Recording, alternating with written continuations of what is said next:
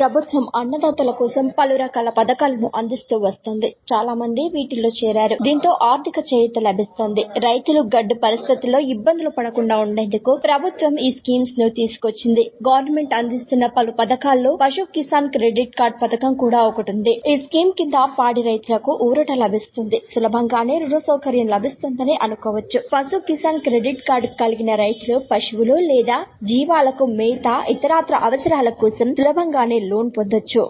ఇదివరకు 1.6 లక్షల వరకు రుణం పొందే వెసులుబాటు ఉండేది. అయితే జనవరి నుంచి ఈ లిమిట్ ను 2 లక్షల రూపాయల వరకు పెంచారు. అంటే ఇప్పుడు పాడి రైతులు అవసరం కోసం 2 లక్షల రూపాయలు పొందొచ్చు. ఇలా తీసుకున్న మొత్తాన్ని 40 రోజుల్లోగా తిరిగి చెల్లిస్తే ఎలాంటి వడ్డీ భారం ఉండదు. అంటే జీరో వడ్డీ. అదనంగా రూపాయి కట్టాల్సిన పని కూడా ఉండదు. అదే 40 రోజులు దాటితే మాత్రం వడ్డీ పడుతుంది. అది కూడా నామమాత్రంగానే ఉంటుంది. బయటిచ్చే వారితో పోలిస్తే వడ్డీ రేటు చాలా తక్కువగా ఉంటుందని అనుకోవచ్చు. 7% వడ్డీ పడుతోంది. ఇందులో ప్రభుత్వం 3% మేరకు రాయితీని కూడా ఇస్తోంది. నెల్లూరు జిల్లాలో ఇలా పశు కిసాన్ క్రెడిట్ కార్డు ద్వారా రైతులు దాదాపుగా 98 కోట్ల రూపాయల మేర లబ్ధి పొందినట్లు నోడల్ ఆఫీసర్ పేర్కొన్నారు. అందువల్ల ఇంకా పాడి రైతులు ఎవరైనా ఎలాంటి బెనిఫిట్ పొందాలని భావిస్తే దగ్గరలోని బ్యాంకుకు వెళ్లి సంప్రదించండి.